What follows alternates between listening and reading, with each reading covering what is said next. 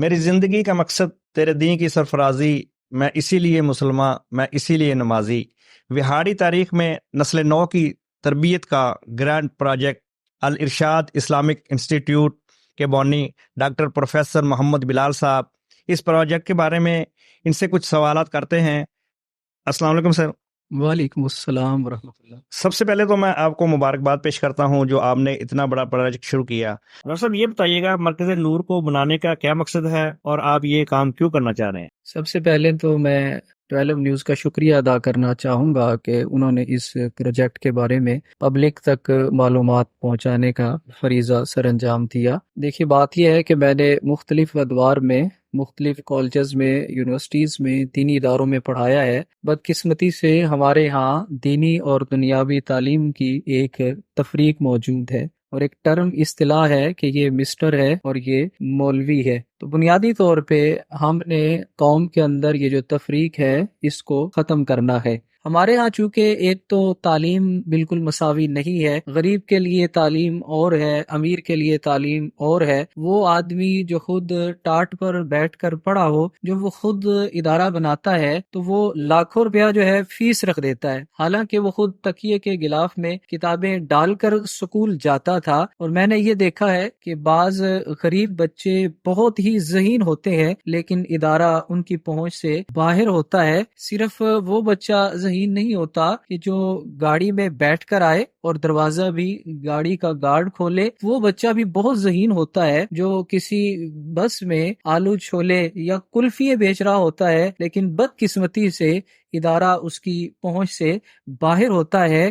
تو ہمارا مقصد اس ادارے کو قائم کرنے کا یہ ہے کہ اس ادارے میں پڑھنے والا بچہ جب نکلے تو اس سے صفا کے چبوترے سے پھوٹتی ہوئی ضیاؤں کا عکس جمیل جہاں نظر آئے، وہاں قرطبہ اور بغداد کے اداروں سے جو سائنسی ترقی ہے وہ بھی اس بچے کے اندر نظر آئے۔ ڈاکٹر صاحب یہ بتائیے گا اس پروجیکٹ سے آپ کو کیا فائدہ ملے گا؟ میں ایک شعر کی صورت میں اس کو ڈیفائن کرنا چاہوں گا کہ میں مر کر بھی زندہ ہوں اہل وفا کی محفل میں، میری محفل میں آ میرا مزار نہ پوچھ۔ نہ صرف میں بلکہ جتنے بھی لوگ اس پروجیکٹ کے ساتھ وابستہ ہیں، میں انہیں یہ میسج دینا چاہوں گا کہ اصل زندگی یہ نہیں ہے جیسے اکبر آل آبادی نے کہا تھا کہ کیا بتائیں احباب کیا کام نمایاں کر گئے، بی اے کیا نوکر ہوئے پینشن ملی اور مر گئے۔ میری اور آپ کی زندگی کا مقصد یہ ہونا چاہیے کہ ہم کوئی ایسا کام کر جائیں کہ ہمارے مرنے کے بعد انسانیت جو ہے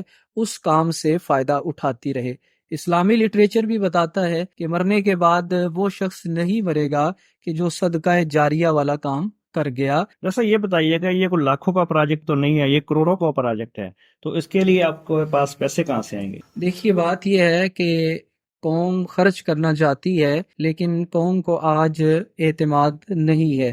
یورپ کا وہ شخص آج بھی کہہ رہا ہے کہ میں نے 40 لاکھ پاؤنڈ عطیہ کیے پاکستان میں یتیم خانہ کے لیے، لیکن آج تک وہ یتیم خانہ نہیں بنا۔ اب پروجیکٹ اتنا بڑا ہے تو کرنا اللہ رب العزت نے ہے، مجھے تو اللہ نے ایک وسیلہ بنایا ہے۔ تو اس سے قبل کچھ تجربات ہوئے ہیں، گو کہ چھوٹا سا شہر ہے وہاڑی، الارشاد اسلامک انسٹیٹیوٹ کے 2 ادارے اس وقت کام کر رہے ہیں۔ آج سے 10 سال قبل جب ان اداروں کی کنسٹرکشن شروع ہوئی، آن دا اسپوٹ ہمارے پاس رقم نہیں تھی، لیکن تھا تو صرف لوگوں کا اعتماد تھا۔ میں نے ایسے ایسے لوگ بھی دیکھے کہ جو لاکھوں روپیہ دے کر گئے اور انہوں نے رسید تک نہیں لی۔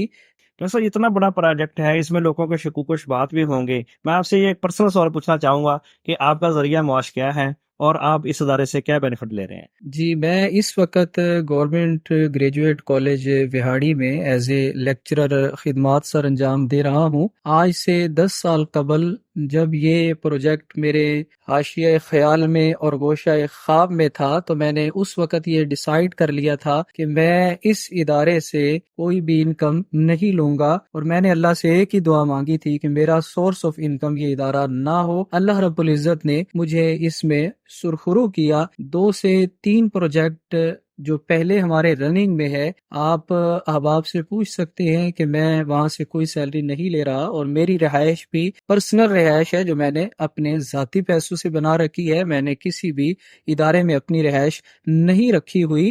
ڈاکٹر صاحب، آپ لوگوں کو اس بارے میں کیا میسج دینا چاہیں گے؟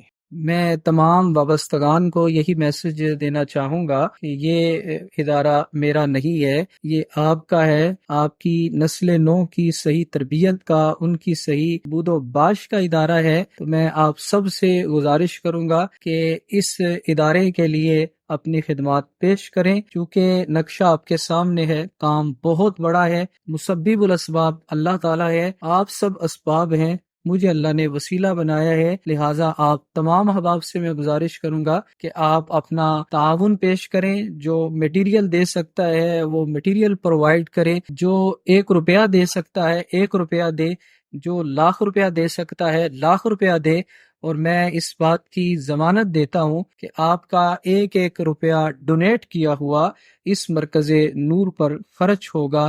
اللہ رب العزت مرکز نور الارشاد اسلامک انسٹیٹیوٹ کے تعمیری مراحل کو جلد مکمل فرمائے۔ جی بالکل، اور نے ڈاکٹر صاحب کی بات سنی، ان کا یہی کہنا تھا کہ میں فی سبیل اللہ یہ کام کر رہا ہوں، اور نسل نو کی تربیت کے لیے ایک ایسا پروجیکٹ وہاڑی میں بننے جا رہا ہے۔ میری آپ سے تمام دنیا میں دیکھنے والے اور پاکستان میں دیکھنے والے وہاڑی کے باشندگان سے یہی اپیل ہے کہ اس کار خیر پہ بڑھ چڑھ کر حصہ لیں، تاکہ ہماری آنے والی نسلوں کے لیے یہ ایک بہترین درخت ثابت ہو سکے، جس کی چھاؤں تلے ہم اپنی اچھی نسل کی تربیت کر سکیں۔